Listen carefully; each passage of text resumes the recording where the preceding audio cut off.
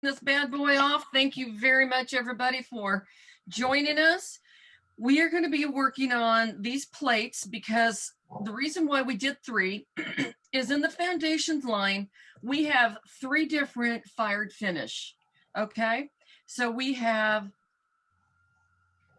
all right, cool. So here we have the Foundations Opaque.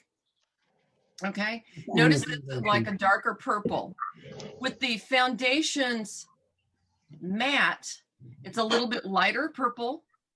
And then we have an entirely different colored purple for the sheer. So there's 3 different fired finishes with the foundations. And that's why we're going to go ahead and play on 3 plates. Okay.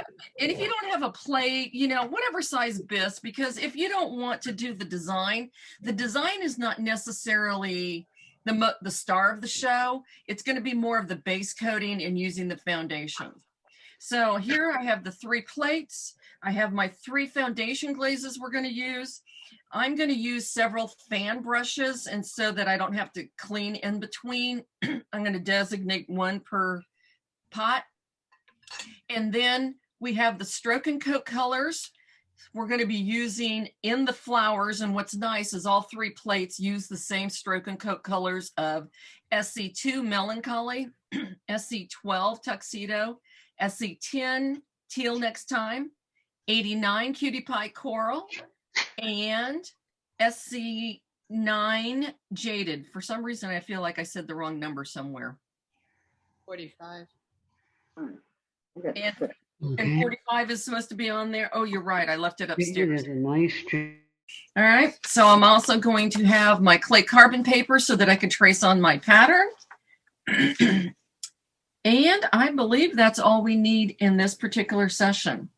So I'm going to try to explain to you all of the various aspects of foundations so that you can decide how you want to use it in your work. Okay. So on the foundation matte, it is a non-gloss glaze background. This one has so much design on it.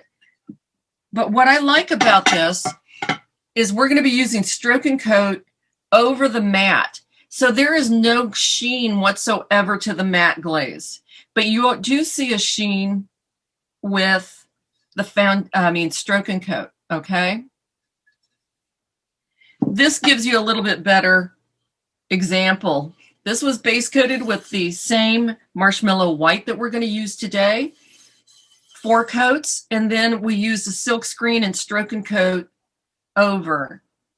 And again, you have a gloss against a matte, which I think is really pretty. I don't know how I got on there. All right. On the opaque, the background is 3 coats of foundation yellow opaque. Notice that it fires to a glossy finish. There is no clear glaze on this plate at all. So when you have your wear completely covered with 3 proper coats of glaze, you do not need to put clear glaze on this piece. This is stroke and coat on the back. Notice how glossy that is also. It's the same thing.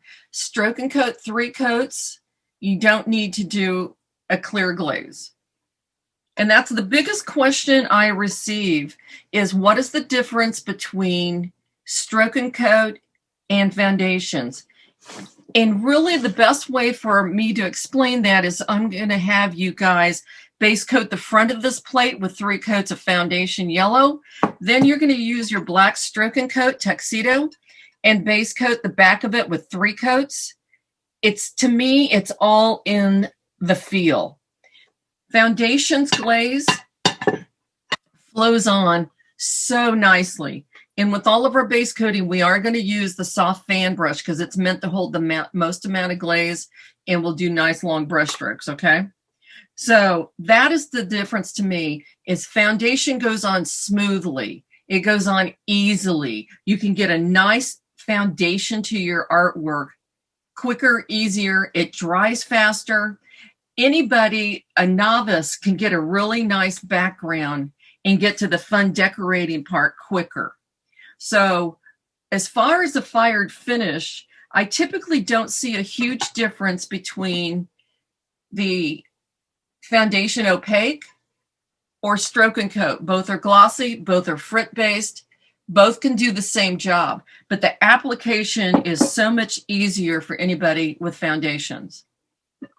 Okay, and then we have the sheer glaze. This is going to provide a soft, translucent tint of color to your work. It allows the surface textures are designed to show through. So when we do this plate, we're going to put our design on first, and then we're going to put our foundation shears over it. You can also do some beautiful work with overlapping shears, let's say a yellow and then a blue over it, and you'll get a hint of green where it blends. So you can do some beautiful work with it, but you can also apply this over designs and it'll still show through.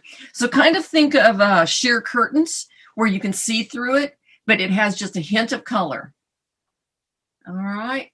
Anybody have any questions so far? If you do, you can write it in the chat or just unmute yourself and let me know before we get started. Just one question. Are you saying that the amount of pigment in the foundations is the same as in the Stroke and Coat? Actually, I believe that Stroke and Coat is heavier pigmented, but the formulation of both glazes are going to give you beautiful coverage. I think Stroke and Coat looks better on top of foundations than it does on top of Stroke and Coat if you're doing a 3-coat coverage, but both work beautifully. Because I've tried painting with foundations and it never has the full amount of pigment as the Stroke and Coat. Yeah, Stroke and Coat is probably the most heavily pigmented of our design line. And it was developed prior to foundations years ago. I think foundations has been, around 20 years, which is longer than I expected. But Stroke and Coat has been around a lot longer. It was developed for the paint your own pottery market, so people knew what they were putting down. You know, it jaded is going to look like that. Because when I was in high school, everything was all iron oxide, and you never knew what anything was going to look like until it was fired. But I agree with you. Foundations is really meant more for large areas, the background, large areas to get coverage. Stroke and Coat can do background work also, but once we base coat the back of this, you're going to see within 3 brush strokes the difference on the application of large areas with foundations as opposed to Stroke and Coat. And that's why when I'm teaching this stuff, I like to let's do some hands-on as opposed to trying to explain it to you. Because when we do workshops and seminars and people walk up and we have the booth and we have the foundations on one side and the Stroke and Coat on the other, you really can't tell the difference. It's like, I don't get it. But once you touch it, you will. Okay. Is it possible to achieve the same sheer by just watering down the foundation's opaque? No. Okay. No, it won't do that. You can get a watercolor look, but you're not going to get the same effect with the shears. And I've really never figured out or asked, how they formulate or do it, but it is just a translucent glaze, and you're going to get a little bit more even coverage than if you do a watercolor effect by watering it down. So I'm wondering, you don't need to put wax resist in the back of the plate? Oh, no, wax the edges? No, because this is earthenware bisque.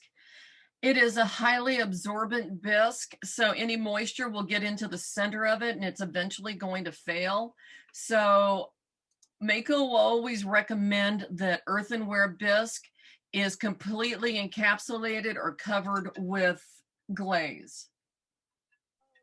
That is always our stance on earthenware. If we were talking about stoneware, it'd be a whole different animal. That type of the clay. What? It's not about the glaze, it's about the clay. Yeah, it's about the clay body. Exactly. Yeah, so we're on earthenware, low fire bisque, which is going to be highly absorbent. Oh, okay, understood. Thank Okay, Roberta asked, is speckling caused by what? So we splattered on here. That's where the speckling came, if that's what you're asking. And we do not have a sheer foundation that is only clear. I would just use a clear glaze. We do have a brush on clear glaze. I believe it's it's right here. So we have a brush on clear glaze, NTBR.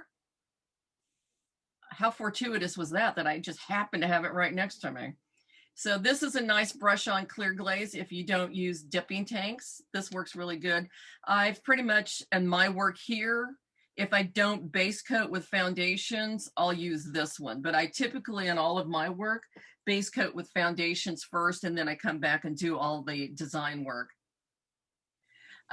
Good question, Patty. Thank you. Stroke and coat and foundations both fire to a cone 06. 05, 06, either one, however you fire. Good question. So go ahead. Hello. So I've never been clear about whether I need to have it bisqued first before I put on stroke and coat or foundations. Do I not need to bisque?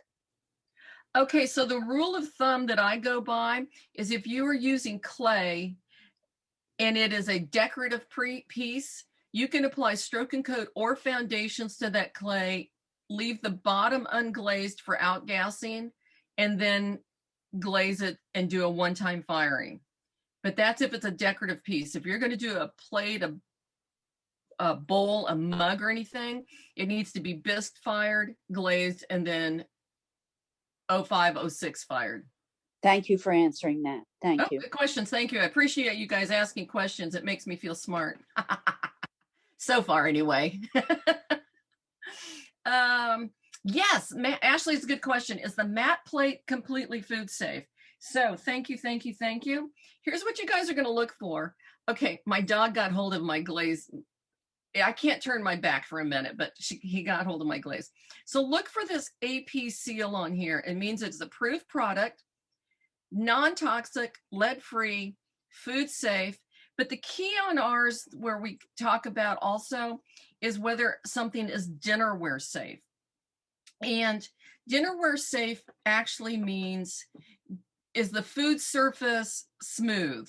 So if we were using cobblestone, snowfall, sculpting medium, crystal glazes like the Jungle Gems, all of those have a textured surface, okay? That texture can trap bacteria. And since we do not recommend putting earthenware into a dishwasher, you can't properly sanitize it. So there's a lot of confusion between food safe and dinnerware safe. So a lot of times when people ask me, can I put this on a plate? They're not asking me if it's food safe. They're asking me if it's dinnerware safe. Food safe is an FDA regulatory term that actually means in the fired state. There is no leaching of any of the products coming through the glaze. So all of the entire foundation line is food safe, and the majority are dinnerware safe, and this is where you would want to get the literature. There's just a few that have a foundation's FN number, but they're actually in the element line, and those are not dinnerware safe. And there will be a spoon and a fork with a line through it, meaning those you don't want to put inside a mug, inside a bowl, or on the food surface area, okay? But the majority of all foundations you are fine to use on dinnerware. That's why I like having those little pamphlets or, downloaded so I can look, or go to Mayco's website. How about stroke and coat? Are those safe? Are those dinnerware safe? Yes, all of the, I can't think of any stroke and coat that is not dinnerware safe. You're going to see the AP seal. If there is a CL label, that means caution label. Those are ones that I would be checking to make sure that they are not dinnerware safe. And the only line that really gets confusing on the AP versus the CL is the elements line, because there are some that have a CL label, but they're dinnerware safe. I'm like, can you stop it right now? But that's why I like to have my paperwork next to me so that I can double check. So if you got that AP seal, which I'm pretty sure all of the stroke and coat have, you are good to go on putting it on a dinnerware surface. Janice is asking, do we have to buy low fire clay in order to use these glazes? Well, the cool thing is,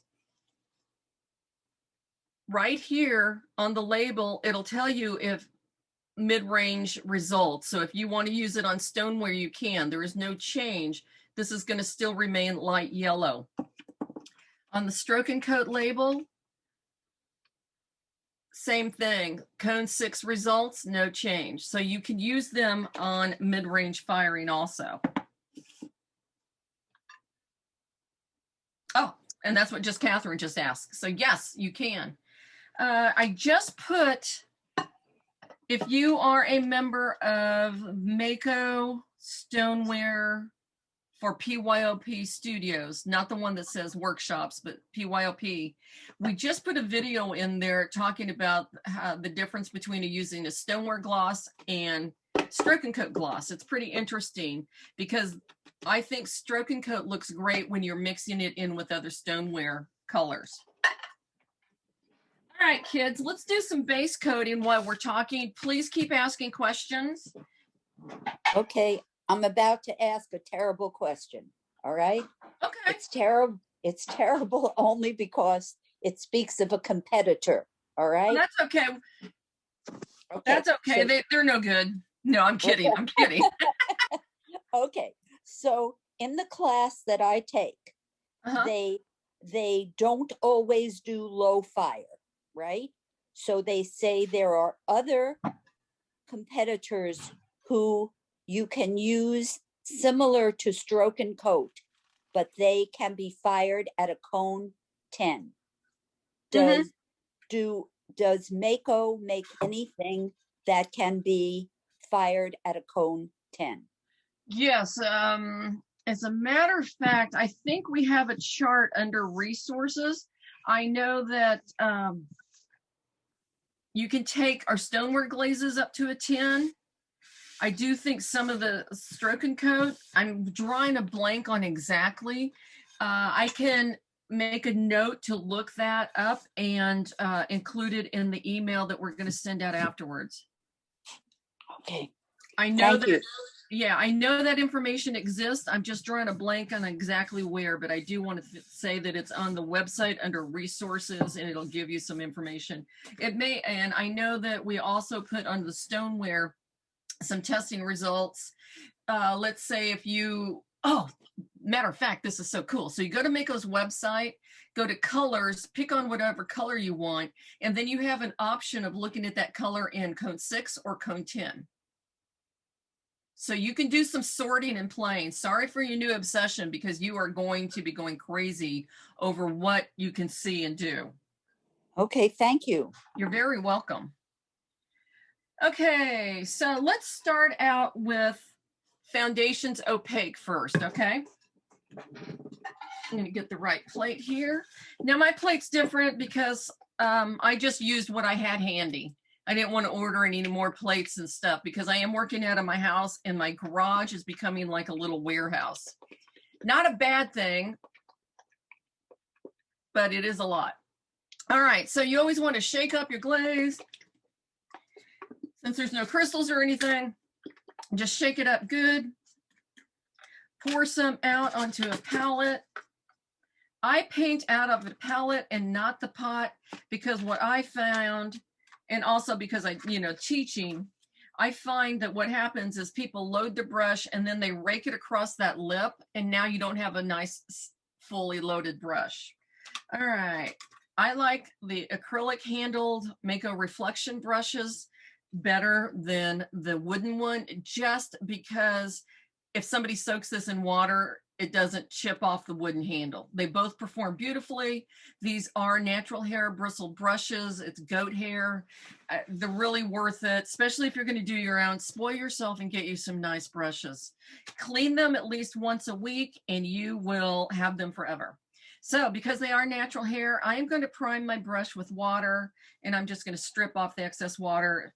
I also have a towel here that a lot of times I just rake it across like that. All right, so you want to fully load your brush. This is where I kind of freaked out when I first started doing this. I want more is more. You want a nicely loaded brush. It is going into my ferrule, but we're going to clean that later, so it's okay. With this, you're going to do nice long brush strokes. What we're doing is we're laying down a coat of this glaze, okay? See, I'm not really overworking it. I'm just kind of going back and forth, loading my brush again, pretty much going in one direction. It is not required to cross hatch. Okay, I can't stand it. I got to go with the rim here. Teddy, I'm sorry, I've been in and out trying to get this worked out. I think it's an error on Zoom's end that we're trying to figure out. Somebody wants to know the name of the brush again, so I couldn't answer. That's what I'm saying, because I was focusing on something else. Yeah, this particular brush is a number 4 soft fan brush. It's RB141. It's in the reflection line. So if you go to Mayco's website to find the number so that you can order from your distributor, you can go there and look for creative tools, and they'll have all the brushes on there. But I really like the acrylic just so that my handles don't break. All right. This is not the smoothest coat because my brush, I'm going to switch brushes. All right, so I've got my first coat on there. This one's a little bit softer. I didn't clean that brush good, is why I was doing it. So one reason why you want to really clean these brushes is when the glaze dries down here in the ferrule, that's what makes your hairs start splitting like this. So if you can use some good soap at least once a week, baby shampoo. I use Dawn because they use it on ducks and, you know, little babies that have been in oil spills. Put the soap in my hand. I kind of hula it in there, get the soap worked in there, work it, rinse it with some cool water. And the secret is drying your brushes flat. Don't dry your brushes like this, because then all of that stuff goes back down into the ferrule, creating that Vulcan grating brush, okay? So what we're going to do is we're going to put 3 coats on here. And this is why we're going to work on all 3 plates at one time, because it does take a little bit of time. If you've got a fan, you can put it under the fan. Mayco's rule of thumb, you guys, is when the shine is off the plate, then you put the next coat on. We don't want it bone dry, because when it's still just a little damp but not glossy, it has some tooth. And that tooth is what's going to grab your next coat and hold it on. So I'm going to set this one aside so that I can get my next coat on, my next project. Hopefully you guys have room to put things out. And you probably saw me dusting off my plate, especially since it came from my garage. I have a damp sponge, and I just want to get all the dust and stuff off of there so that I don't have any surprises later where it doesn't stick. I learned the hard way not to say to wash this off, because I had somebody take it, stick it under the sink, and just totally submerge it with water, which we definitely do not want that to happen again, because this bisque is very, very porous. It's going to trap the moisture in, and if we put glaze on both sides, we've just trapped all that moisture inside of it, and it can cause failure in the product faster. Okay. All right, just looking to see if I had any comments. So let's go now to the Opaque, which is the white one. this plate, okay? So we're using your opaque Marshmallow White. Now, one thing I want to point out, it says apply 3 to 4 coats. You are going to notice on the other one, it says 2 to 3.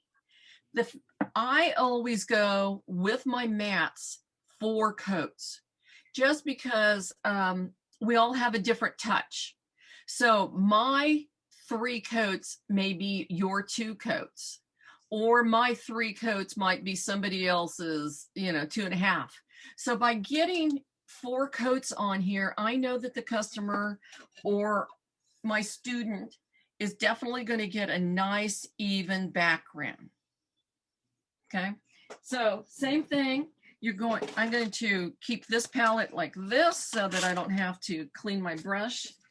I am just that lazy, you guys. Plus, I have a nice assortment of Mayco brushes. I may as well use them. I'm going to get my brush primed again. Okay, I have a question. Oh, good. Look at the 3 little specks that are on that. Yeah, does that matter? I believe once I get my 4 coats on there, I should be okay. It's coming off. I have no idea what it is. It was in my garage, but I'm pretty sure I'll fire these, but I'm pretty sure my 4 coats of the Marshmallow is going to cover it. And if I had 3 coats of Stroke and Coat, I'm pretty sure it would cover it also, because it is so heavily pigmented. Okay, thank you. You're very welcome. Also wanted to show you that Foundations not only comes in the 4 ounce, it comes in pints. So if you're going to be doing lots of classes, workshops, lots of plates, custom wear, you can get it in the larger sizes. It's a bit more economical. Again, I'm going to put, I did not clean out the lip of this very well, so I have some oogs. This is not how you want your glaze to look. It's obviously have been not keeping up my bottle up very well.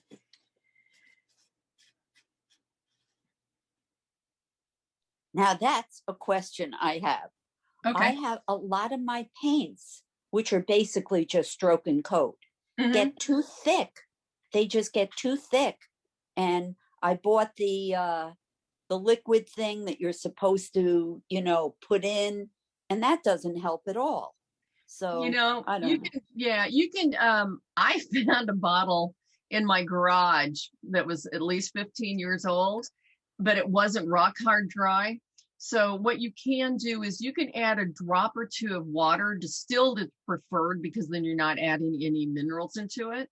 But Stroke and Coat is fairly thick to begin with, but if they're getting older and they're starting to dry out, you can just add a couple of drops of water, shake it up until it's the right consistency, and you'll be fine. You'll still it'll fire just fine. I had something else I was going to say and I forgot. It'll come out when I scream out something that makes no sense. You'll know I just remembered. Okay, so Jane wants to know how do foundation glazes work on textured surfaces beautifully. Especially the shears. The shears look really pretty because they kind of pool in the lower regions, and they'll be a little bit glossier or highlighted on the top part. So shears can be really pretty on texture. All right, so I'm using my Marshmallow White, which is our matte glaze. Again, you want to try to lay it down as smoothly as possible. A lot of times people slap this on and they have ridges, or it's crosshatch and it's just kind of weird looking. And they think that there's going to be this absolute magic in the kiln that it's going to make it smooth. If you put down a bad base, you may have a bad looking fired surface. So you want to try to lay it down nicely. But the beautiful thing on this is it does level a bit on its own. Okay, so I just went with the shape of the plate. Nice, long, flowing. Far too often people try to stretch the glaze And that's not what we want to do, especially if we're base coating like we're doing on here.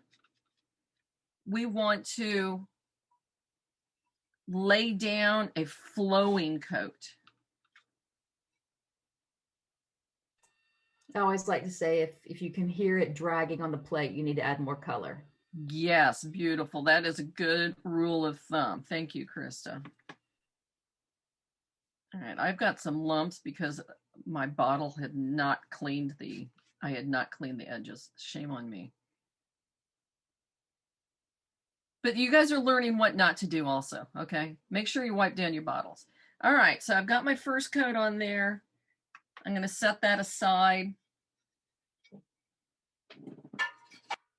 And at this point, you should be able to go back to the first plate and get your second coat on there. So we're just going to go back and forth. All right, do you guys feel how easily this flows on? I mean, look how creamy that is. It's just like butter, just like butter. White painting on white can be challenging. I put a few drops of food color in it. Yes. Yeah, Ron, you can do that. Put a few drops of food coloring if you're doing white on white. Some of our whites almost have a little bit of a bluish tint. This marshmallow white does not. But the food coloring in there is a good tip, and it will burn off. It will not leave any residue. Easy to do. I do that sometimes when I'm doing the silk screening, and you're going to be trying to put, I'll use a clear glaze because I just want to get the outline. You can use a few drops of food coloring in the clear glaze, create your silk screen medium, screen it on, and then the food coloring will burn off. All right, so you can see this is nice and glossy. It's wet, so I'm going to put that back. Got my second coat on. Are you guys noticing how easy and quickly you can get the base coat on? Because to me, that's what is important is, especially if people are learning. Most of us have the attention span of a gnat, and we don't want to wait forever for 3 coats of the background to dry. So foundations will get you there faster. After the second coat on this one dries, I'm going to have you guys flip this plate over and use whatever color you have the most of in stroke and coat. On ours, we used black stroke and coat because I want you to feel the difference between how foundation flows on and how stroke and coat flows on. And that's going to be telling you the difference, the main difference between the two glazes. They both do the same thing, but I really believe for large areas, foundations is the way to go for getting a nice, smooth background on. All right. I'm going to put that to the side. So once we get the second coat of this on this white one, it's going to start taking a little bit more time. Just want to get some of these pellet plates glazing. And then we're going to move over to our sheer. Any questions about foundations so far? It always makes sense to me, but then again, you know, I do have all these voices in my head talking at the same time. So, all right. So this is the Marshmallow White Matte. You can see there's very little gloss to it. There's just a little spot right here, right here. So the shine is off of this, which enables me to get my next coat on here. Fully load this brush. I like following the contour of the project.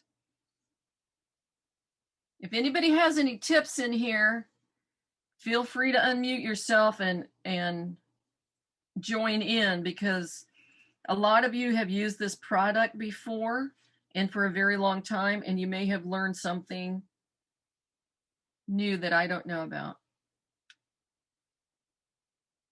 I'm always willing to learn.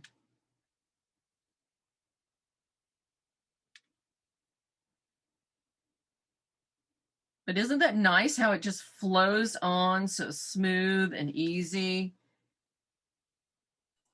Teddy, there's some questions about Is it okay to use foundations on the front and back? Will there be any pulling issues? And then someone else says, would you prefer to use foundations on the back of the plate? Okay, good questions. And that's what we're going to do with these others. There is no difference. You can use stroke and coat on the front, foundations on the back, no problem. You can do foundations front and back, it's all good. You can do stroke and coat front and back, and it's all good.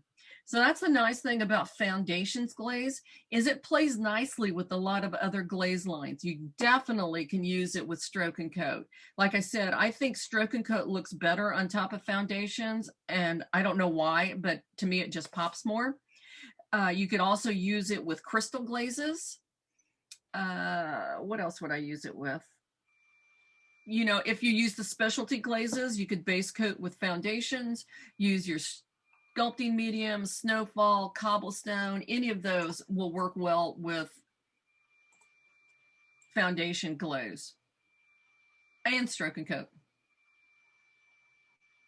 Oh, you're having trouble finding the brush? Mine says RB 144. Did I give you? I see 144. Oh, sorry, I probably said it wrong. This one is my RB 144. Probably couldn't read it correctly. All right, so I'm going to set this to the side again because I want it to dry. You can see that gloss on there.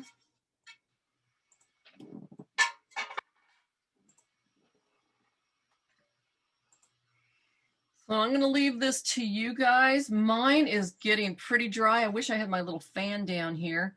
I'd say it's about 90% shine is off. So I'm going to go ahead and turn this over, but I'm going to set it up a little bit because I want us to really get the difference between the glazes. So I'm going to take my black stroke and coat, tuxedo, pour some out onto a palette, and we're going to start glazing, when yours is dry enough, the back of the plate. Now, for seminar, I never do, oh, this is thick. I never do the back of plates in a workshop because it just traps that moisture in there. Takes forever to dry. But in this case, we may not get to the design part, and that is okay because I want you to get the feel of base coating with stroke and coat. All right, I have a defunct bottle of stroke and coat, so I'm going to change over to Cutie Pie Coral. Excuse me. You guys can use your black if you have it.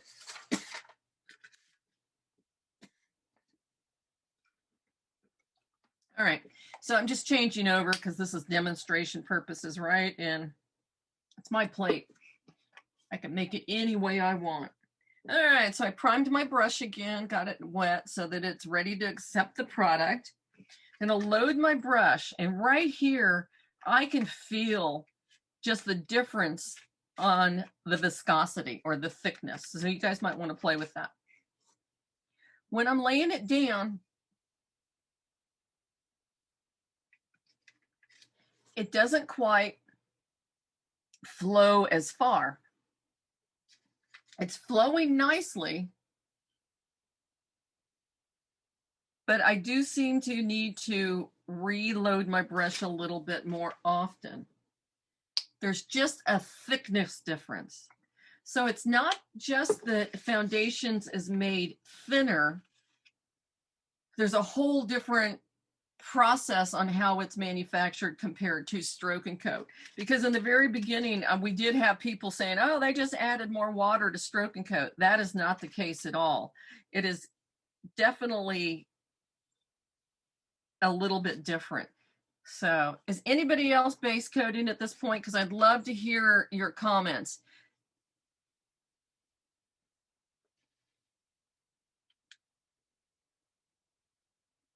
Okay, Sandy is saying that she recommends using foundations for pieces that are buoyant, like pumpkins. It's hard to dip glaze these kind of pieces, so foundations are great, are perfect.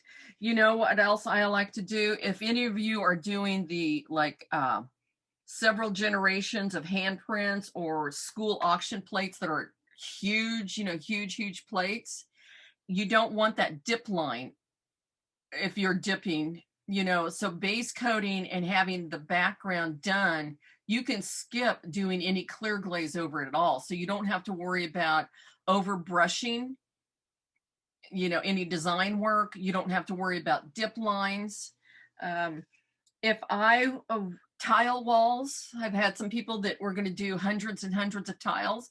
I would lay down all my tiles, get one of those little roller brushes from the hardware store, and just base coat all of those tiles with like white foundations so that people can design on it. It goes straight in the kiln, clear glaze. You can lay the tiles flat and you can really just knock those out. Doing some prep work like that is really nice. You can also roll glaze the inside of a vase or mugs or any kind of surface. Do the inside if you don't want to brush stroke it. Some vases have these funky, tiny little neck openings and you can't really brush in there. So what you can do is it's 3 parts glaze to 1 part water. So you're just thinning it down. So I would take a little pot, I'd put in some of my foundations, add a little water, mix it together, pour it inside my vase because it's an expensive piece of pottery, roll it around so that it's absorbing in there, and then slowly tip it, roll it, and then let it pour back into the pot. Keep that piece inverted upside down so that it doesn't pool at the bottom of this and crawl, okay?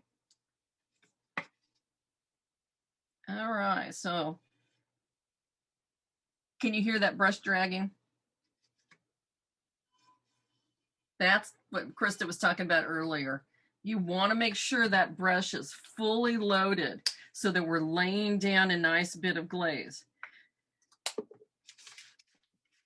Additionally, when we send an email to you, I'm going to include a conversion chart that shows stroke and coat and foundations. When we first started doing foundations, a lot of the colors match stroke and coat, like red in foundations is the same as hot tamale.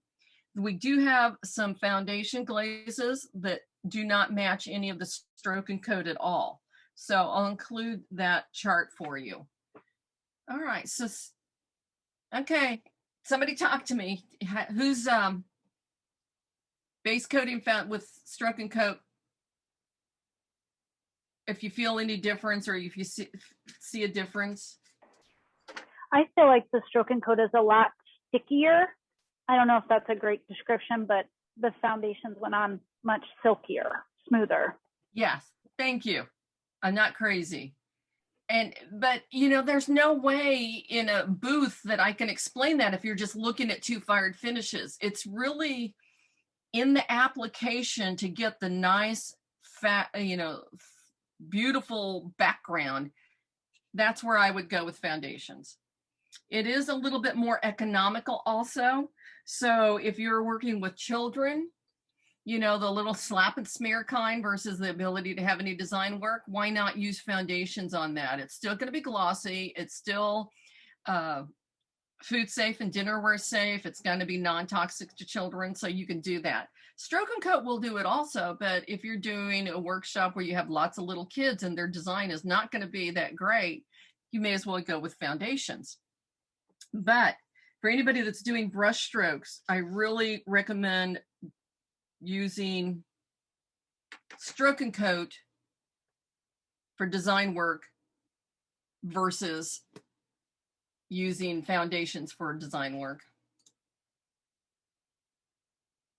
All right, so I'm going to set this bad boy to the side so it can dry. So now that's going to slow down how quickly this dries because I've got moisture on each side. So you guys are going to be the gatekeeper on that project.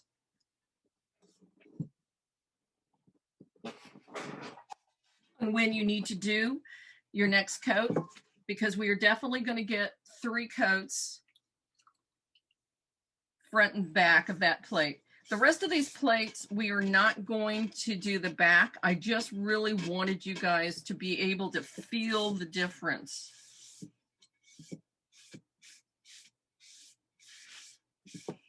All right. I ran out of round plates, so I'm going to use this fun piece. It's Mayco's. Dirty, dirty, dirty.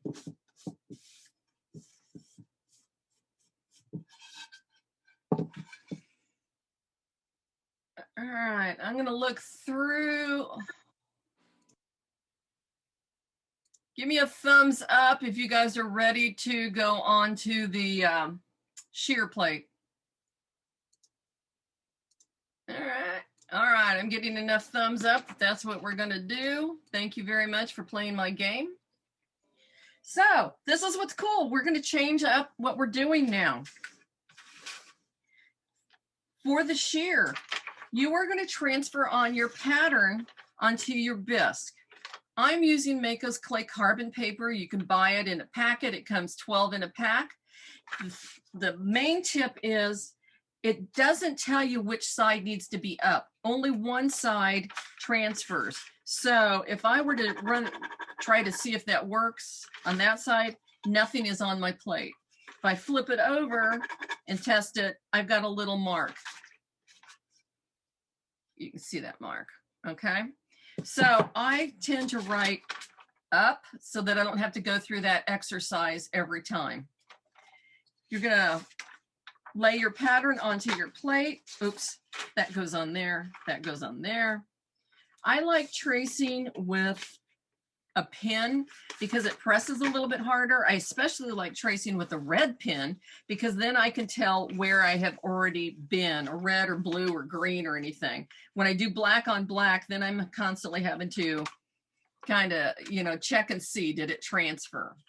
All right, so get this on your plate. Go ahead and trace on your design. We're going to paint all of this first, and then we're going to apply our floral pink over the design. Now this is going to freak out a lot of people that have not done this very much because you just spent all this time painting it, and when we leave, this is going to be opaque because you're going to be putting your coats over the top of it. That's going to make some people spaz out a little bit, but I swear it'll fire out just like this sample, okay? So we're going to quickly trace on the pattern so that we can get to the fun design part using stroke and coat, and then move on to using sheer foundations over the stroke and coat. All right, I like this pattern because it also tells you what the colors are. You are welcome to change up your colors. It doesn't have to look just like mine, and in some cases that's probably a good thing if it doesn't. So what you're going to do now is we're going to start painting in our project with the colors. I have a question. Okay. I have a question about that transfer paper you're using. Uh-huh.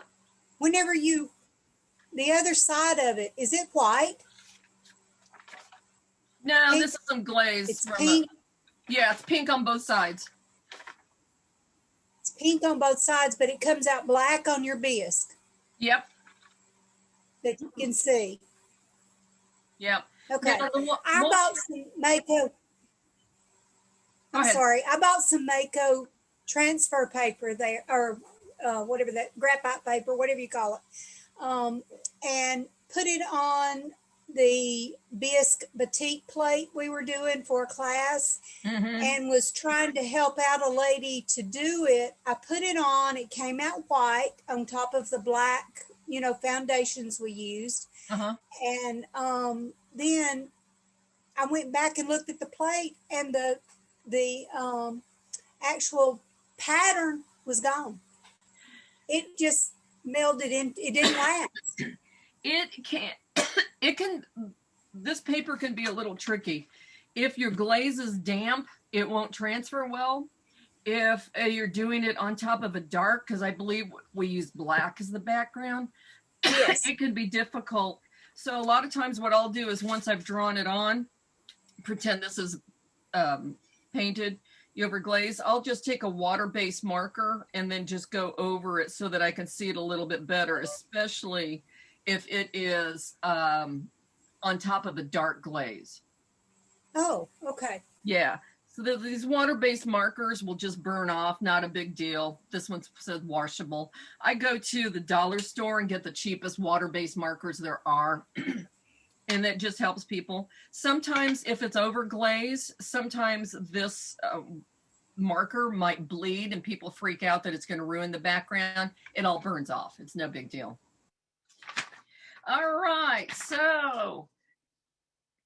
Can you use regular carbon paper to transfer your design?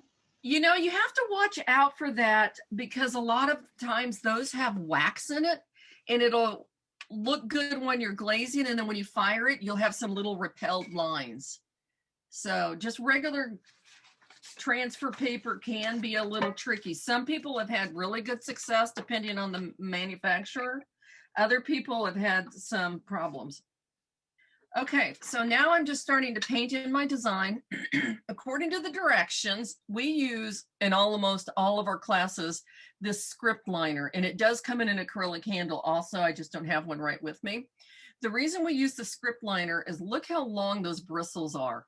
You can really load this brush full of glaze and get nice long brush strokes. So I start at the top, press down, I pull, release my stroke, I flip my brush over and do the same thing. So now I've got very minimal brush strokes on here. We're just going to use 2 coats of glaze for all of our design.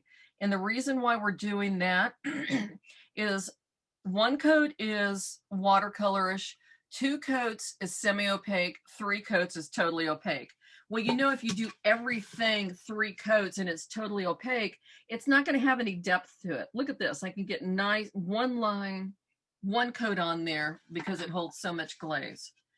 So you don't want your artwork looking really flat by having everything in 3 coats. So with 2 coats, we're going to have some highs and lows. And you can see right there, it's a little bit thicker. There's a little bit lighter. So it gives me some dimension to my artwork. And I'm just following the pattern, doing my little leaves. I'm going to show you this. So this flower is 89, which is cutie pie coral. The inside of the little flower is cutie pie coral. So let me know when you need the next color. Okay.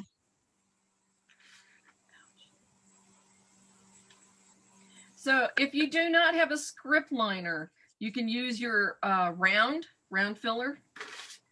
That will work just fine. And also while you're painting, you can go back in and add another coat to any of your plates that you need to, so that you're getting your 4 coats of the white, marshmallow white, 3 coats of the floral pink, and then also the back of the 1 plate. We're not doing all the plates. I just wanted you to get that feel.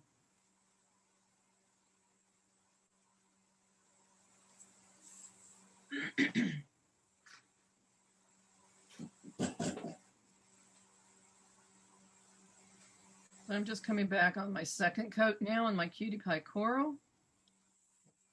This is my kind of glazing. I'm not real specific or perfect on this because when you come back in and do your outlining, kind of cover some of your errors and the fact that that's just not my style. I'm not a very precise glazer or precise in pretty much anything in life. Krista can attest to that as my coworker. So now I'm going to switch over to my SC9 Jaded, which is actually one of my very favorite colors, which is going to be these flowers.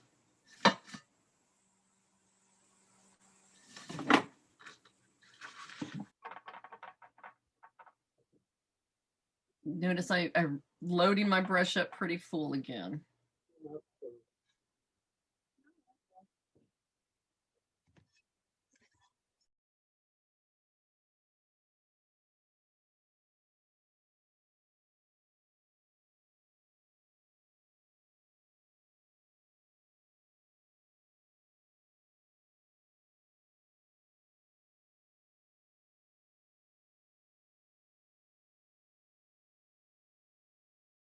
All right, so I did the 2 coats of the SC9 on these leaves right here.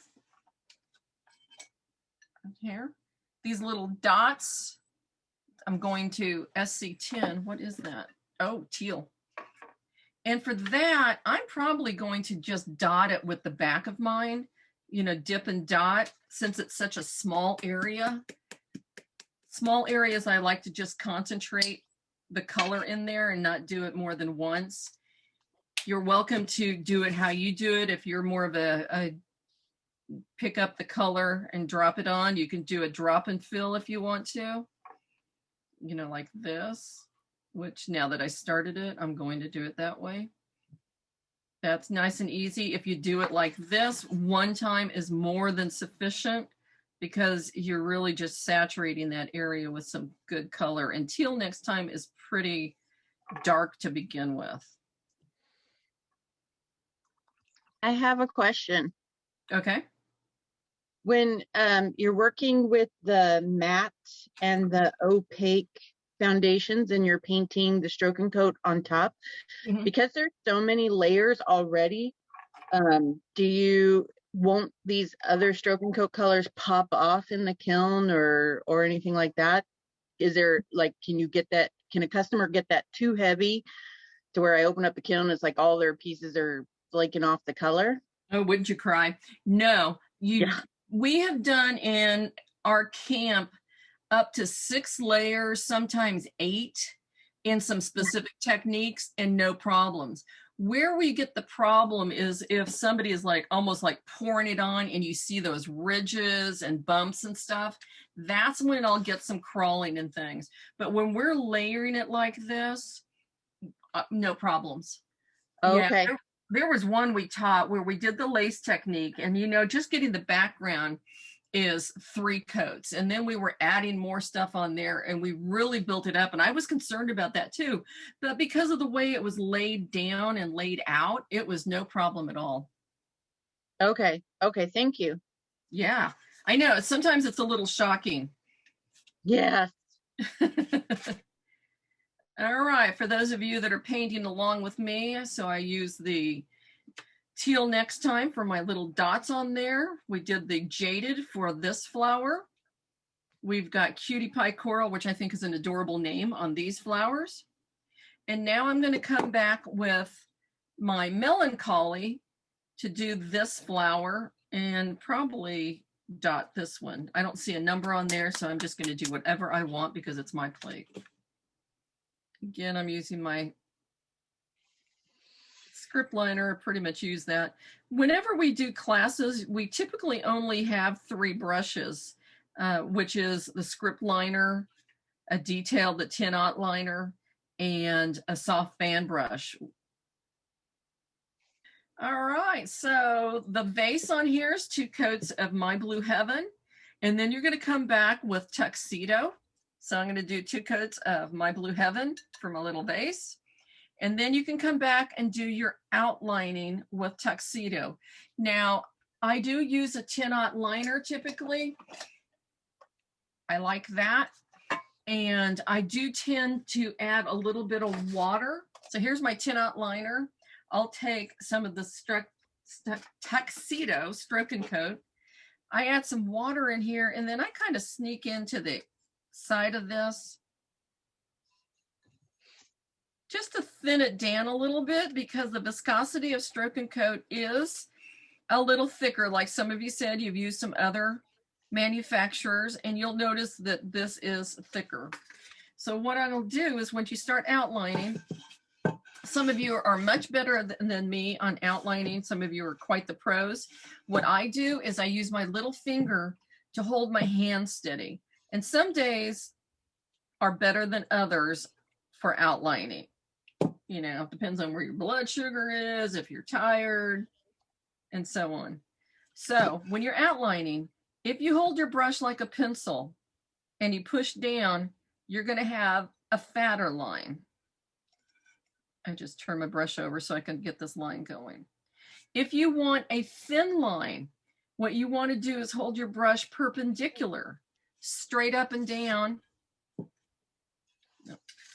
So I'm sneaking in there with a little bit of water. my brush. It's pretty even. I don't have a big bulb on the end of it. And you hold it more on the tip. I'm trying to slant my plate so you can see it. So you can see how I'm slanting my plate. I'm staying more on the tip. And it gives me a much finer line. So it just depends on what you want to do, how you do it. For my own work, I am very random, loosey-goosey. You can see, you know, I don't mind if I have some gaps and things in there. I like that loose look. I think it's just fun and artsy looking. Yeah, and you know, I just, like I said, everybody's got their own style. I just can't do it. You know, those of you who know David Hoff, his brush strokes are oh my gosh, and Sylvia Clayton. My gosh, you know, their brush strokes are impeccable. It's all very orderly. It's beautiful. My mind and hand can't do that. So you can see that's not even perfect right there, but it doesn't bother me because that's just my kind of work. So I'm going to do all of these stems after I get my blue heaven on here. I could go ahead and do my black, but I just want to not worry about it smearing if I don't let it dry enough, okay? It shouldn't, but when I tend to hurry and don't give things time to dry, I can mess it up. So I'm going to do the black afterwards. Barbara, you have a very good point. They have a lot more practice than the rest of us. Our Mayco's past designer, Marcia Rillard, I mean, her job was to glaze, you know, 40 hours a week for over 15 years. So her touch was amazing. You know, she never did more than 2 coats of anything, whereas I definitely have to do 3 in order to get the solid or even look, if that's what I'm going for. So that's probably why I like to do more random and just say, oh, that's what I meant to do, as opposed to, I'm just not that good. What is the glaze that you're doing the jar again? I'm doing SC45, My Blue Heaven. Is that a just a regular stroke and coat? Here it is. So if you do only 2 coats of that, it'll be see-through? Yeah, it's semi-opaque when you do 2 coats. We're gonna have just enough of color that it's still gonna pop though. Pretty heavily pigmented. But I like that it gives that brush strokey look with 2 coats. You know, I don't feel like you have to do 3 coats on anything. You know, just like that soft, it's more hand painted looking. Yeah, well, and like I was saying before, I think that's the biggest mistake some people make is they do 3 coats on everything, and then it's all flat because you don't have any highs and lows. You know, there's just some things that need to have that contrast where you want a solid vase, that'd be great. But on the flowers, you want to have some contrast and highs and lows. I am really hitting this more than I wanted to. Another thing, we're just doing 1 coat of this black. It is so heavily pigmented, that's all we really need. You're still going to get that really nice black outline, okay? It's not going to fade out on you. It's not going to go gray. Definite benefit of stroke and coat. So while I'm letting my vase dry, I'm just going to come in and, you know, hit my outline, give it that loosey-goosey look that I like. Trying to decide who I'm going to send this to.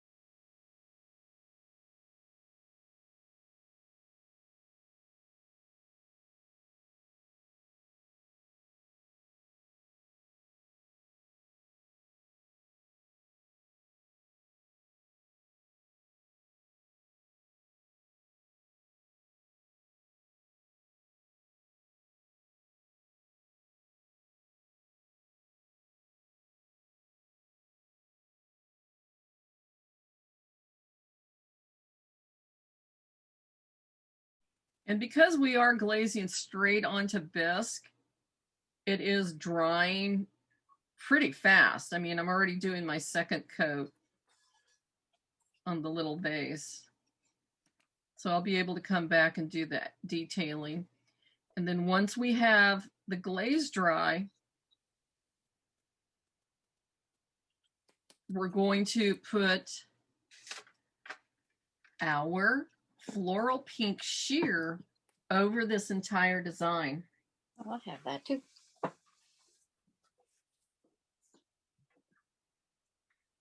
Okay. Yeah, I sat there and put in cart, in cart, in cart. I need that in the cart, add to the cart, add to the cart, everything. Yep. Some cool glazes. And thank you I've guys. never used these before. They're awesome. You know, like I said, with my work, I don't do clear glaze on them. I base coat everything with whatever color I want the background, and then I do my work on top of it. And then it just goes straight in the kiln. So, you know, it kind of helps cut the dry time. It's going to give me my glossy, unless it's matte. And I'm really a fan of the matte glazes. We only have 3 colors. We have the marshmallow white that you're using. We have black, and then we have an actual white. And we used to have a larger palette on the mattes, but based off sales, it just wasn't worth carrying a larger palette. Someday I would like to see it expanded, because I like the maturity of it. You know, it's just not that glossy. Now, these don't have to be dipped and then fired, right? Actually, you are not going to put any clear glaze on any of these. They're all, when you're done with them, they're all going straight into the kiln. This sheer, you're going to have that nice gloss with the opaque, which is the yellow one. Look at the gloss on there.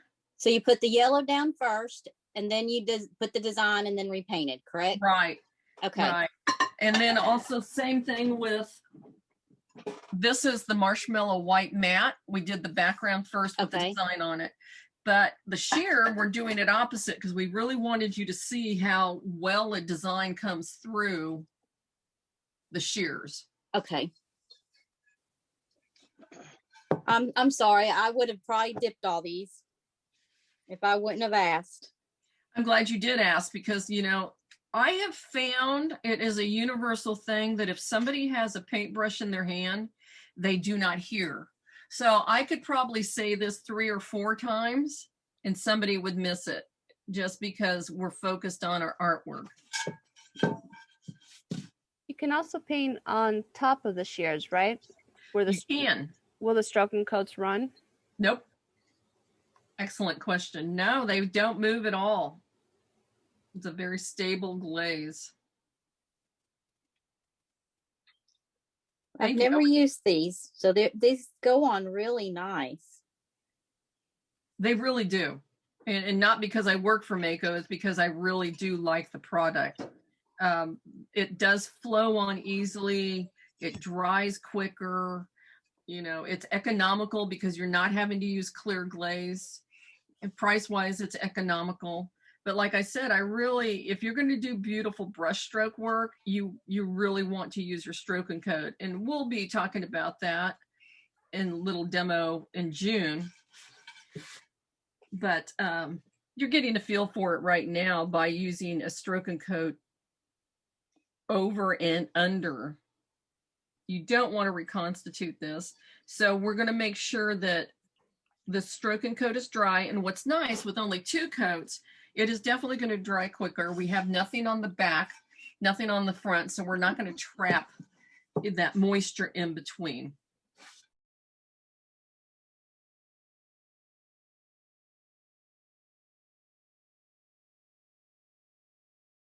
All right, so I'm just going to show you some different foundation projects. Oops. Is that ship showing on you for you guys? Yes, ma'am. Okay, good. So this was base coated with foundations. You can see how rich and pretty and blue the design is. Most of this sail was done, all the black was done with designer liner. So you can see that you can use stroke and coat, designer liner on a really pretty nice background. We did stamping, the various stamps on it first with stroke and coat. Wow. And then the different shears over it. This is always still one of my favorites, Krista. I just think it's really pretty how you can get the design to show through, and it doesn't really affect the design work when you put the shears over it. So this boot was done in a clay. I'm not sure if she did a 1-time or a 2-time firing. My guess is 2 times. She probably bisqued it. But since this is a decorative piece, you know, you could have left the heel and the sole of the shoe unglazed, did this on clay. But since you have a vessel in here, I'm pretty sure she roll glazed inside. And I would have think there would have been a, this is a really pretty plate. Look at that. This is all Foundations. And look how nicely the light goes over the dark. Larger areas, really pretty. And I like the fact that we have this light green going over the light yellow. Just really cool. These are on Mayco's website. Oh, wow. That is beautiful. Isn't that pretty? It has a whole different look because the shears interacting and going over. So like right there, you can see some of the yellow coming through that peachy pink color. How do you do that? You would take the glazes and like pour some right into the center. Like I would put some yellow right here, and then I'd get some blue right here, and then I'd get some of the pink right here. And then you start tipping and tilting the plate so the colors start running together and moving and interacting. Okay. Yeah, and if you get too much yellow, you can drop in a little bit more of the pink and, you know, just kind of keep tilting and swirling that plate around. Matte black, the base is completely painted with 3 to 4 coats of the matte black, and then they just use clear glaze to create the design work. So you have the glossy clear glaze creating the really pretty design over the matte black. I just think that's really rich looking. Foundations Opaque. But isn't that pretty and bright? And it's very simple. So the whole thing was base coated with 3 colors of the Foundation Opaque. We use stroke and coat to put the design on top. So you have a glossy design against a glossy design. And it only takes about 2 ounces of foundations to do the front and back of a dinner plate. So now during this session, we're not going to finish the yellow design and plate or the pink one because we've already just kind of painted this design on here. You guys can change up your design and do that later. I was, again, just really interested in us working with the foundations. And to splatter this, you can use either a brush or a toothbrush. I like a toothbrush, dip it in the black, flick my thumb across it, and it splatters it. Or you can take glaze and just kind of flick it on from your brush, a little thinned out. All right, so I lied. I said the pink one. We're doing the pink one now. All right, we're not going to finish the white or the yellow. So we've got this pretty pink design on here. I am now going to take a clean, soft fan brush, prime it again because it's a natural hair bristle. I switched over to a bigger one because it was handy. I poured some out onto my palette. Gonna load this bad boy up. This one is a number 8 RB140. I'm not sure if we still carry that. I think somebody said they didn't find that. But this is huge compared to what I've been using. So I'm going to go ahead and start in the middle, and I'm going to apply my coats. What I like to do is, that's why I like these soft fan brushes, is because you can really load the brush. Notice I'm only doing like 1 pass, and then I run out of glaze. I flip it, my brush over, and do my second pass. Okay. Got to putz around with that a little bit. I can still see my design through here, which is really cool. But I'm getting nice, even brush strokes on here. The key is not overworking it. And that's where I see people doing this. You know, they're doing those short, choppy little brush strokes. We don't want that. We want nice, long brush strokes. And since this is on bare bisque, it is definitely absorbing nicely into it. So I'm going to be able to get my second coat really fast. I'm trying to remain even on here, going with my edges just because it feels natural. Get those corners. And again, we are not going to use any clear glaze on any of these projects.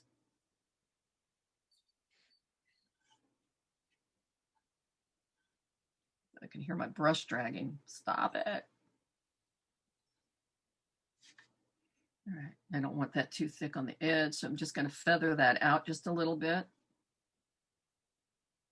All right, that's one coat. So once the shine comes off of this, where it looks like this, I'm going to apply my second coat. If you do, you can do 3 coats if you want to also. It's just going to mute down the design a little bit more. 2 good coats, you should be fine. It should still be dinnerware safe. I'm just touching up some areas that it didn't get. All right, if you guys can see that, there's a little bristle or a little hair right there. I'm not going to try to dig that out. That will actually cause more problems in my fired finish than if I just let it burn out on its own. So if you get any bristles or anything like that, just let it burn out. I'm going to see if I can get my to dry a little bit faster. Let's see. All right, so Elizabeth, who painted these, used Stroke and Coat black on the back. You can do that, or I'm probably going to put 3 coats of my pink foundations over it. Oh, I forgot to do the edges. You guys can do your little dots around the edges. I just wanted to got so excited about doing the foundation sheer that I forgot that. All right, so I'm going to hit my second coat. Can we put that black on the edge after we do the clear? That'll work just fine. Because I could have base coated this with all pink and then designed on top of it, and it would have worked fine. So you can see I'm putting down a liberal coat. I'm not overworking it. I am trying to make sure that I don't have these drips right here since I went this way. But you can kind of still see your design. If I did a 3rd coat, it would just kind of deepen the pink, but it's still going to fire translucent. Okay, this is where so many people go, oh my God, I just ruined it. It's going to be perfect. Take a deep breath, you're good.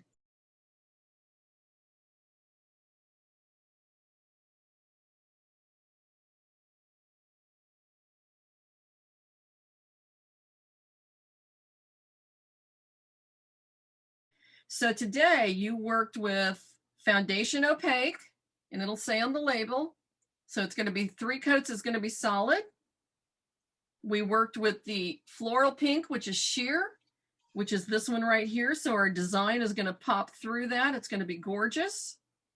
We also worked with the matte, which is the Marshmallow White matte that is going to give you, and I'm just going to show this one because it's a little bit easier because there's so much white, but you can see how there's no gloss. It's just a real pretty soft color with a design on top that is glossy. So those are the 3 lines within the foundation glaze. They can all do basically the same job, which is base coating, the background to the artwork. The one that I think is a little interesting is the foundation sheers because of the fact that you can see through it. So you can do design work and put color on top. If I still had a paint your own pottery studio, this is what I would do for my handprints. I would do all the handprints or baby footprints, do all the design work, and then the parent can pick whatever color they want. and put 2 coats of that over it, and you still have the beautiful design work. It adds a little tint of color to what's underneath it, but it doesn't change the color. So nice opaque background, matte background, and shears that you can see through, so you can design under or over and get a little bit of color variation if you overlap.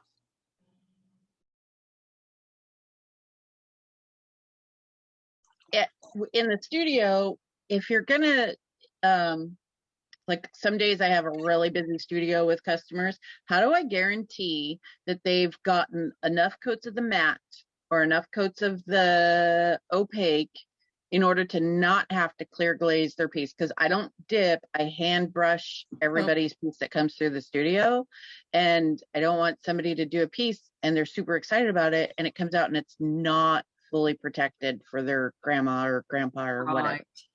You know what I always tell people, because I can't tell the difference between 2 and 3 coats. So anytime somebody's not sure, I just say do one more.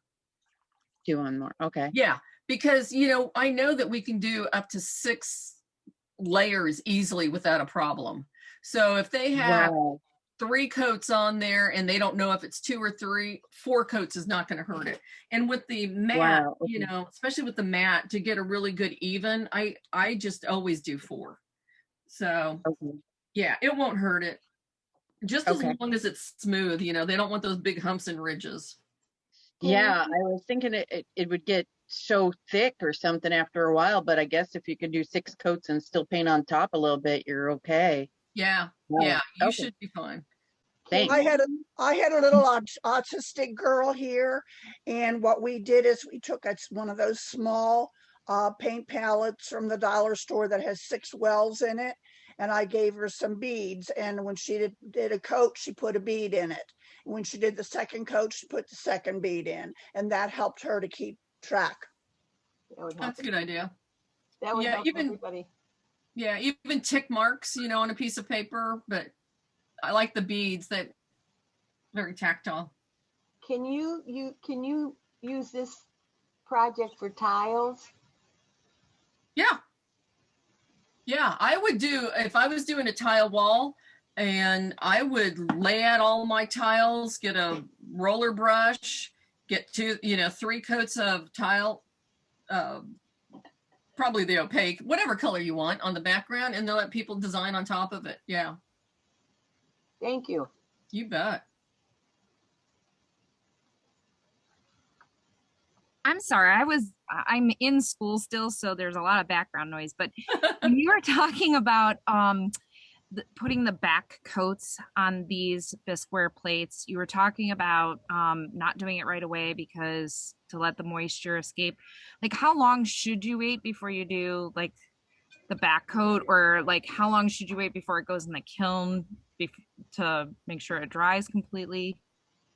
Typically, I have seminar teaching, and I have, what I would do, So when I'm doing a seminar, I typically don't do the back of a piece until the very end of the session, because we do all the work on the front, because I can get to it quicker, because now this plate is so damp because I've encapsulated it on both sides and the moisture stuck. Whereas my white plate that I didn't put anything on the back, I mean, you can just barely see any moisture right here from the front. So to get through the design work on the front, I don't do the back until the very end. If I'm done and you've got front and back, I would let it sit overnight and then put it in the kiln the next day. That way it can just sit and dry without being forced. If you are going to try to help speed up the drying, use fans that are room temperature. Mayco never recommends adding any heat whatsoever to drying them, because what it does is it dries the top part and it kind of creates a skin, and it's not really getting the glaze underneath it. So that skin can kind of, when it dries too fast, it'll crawl, which we have a really cool technique, which we call batik, so that we force dried it. But if you're going to try to speed it up, just use a room temperature ambient airflow fan. Thank Did you. that help? Yep. Thank you. Okay. Okay, good. We found some small handheld fans at Walmart for $2, and I have a whole bin full of those my students can use to dry things. Yeah, you just kind of. Yeah, battery operated. Yeah. This is Heather from Vancouver Island, Canada, just asking a question. I'm going back to your back of the plate, and Yeah. you had the solid black. Was that just a stroke and coat black, the tuxedo that you put on there? Yes, on this we did stroke and coat. You could have used black foundation, but for me to demonstrate the difference between how stroke and coat flows on and foundations glows on, we did stroke and coat, but black foundation would be fine too.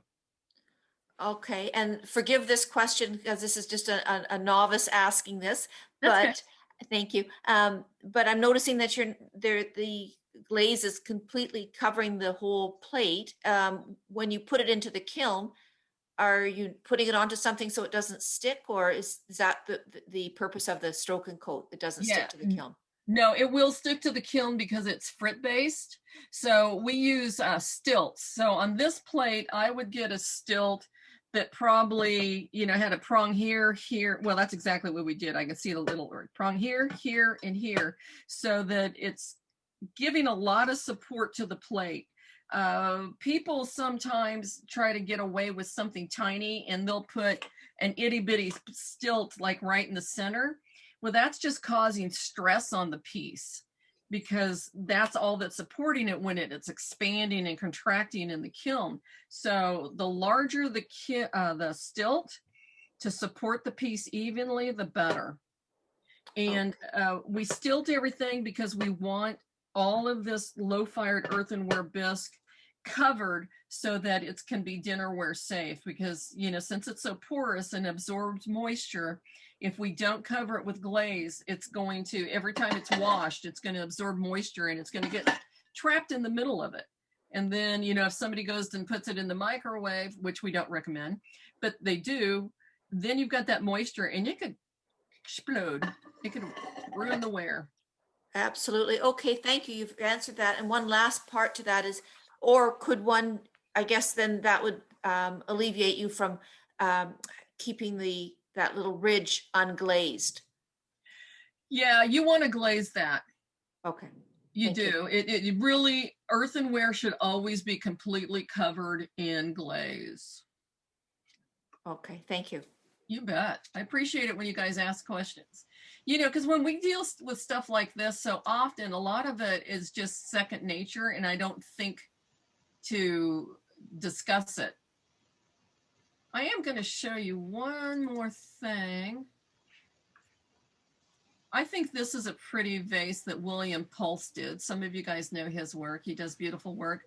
Now, he decorated with foundations on top of foundations. So you can do some design work with it. And foundations are intermixable. So if you wanted to play and do some color theory, you can definitely do that. You can mix your own colors. Just kind of write down what your ratio was so that you can make it again. What do you fire your bisque pieces to? 0.4. Was 0.4 to biscuit, and then once we glaze it, 0.6. Thank you. You bet. So you mix your foundations with foundations or foundations with stroke and coat? I would do foundations with foundations. Okay. And then the same thing, if you wanted to mix your own stroke and coat, I would do stroke and coat with stroke and coat. Okay.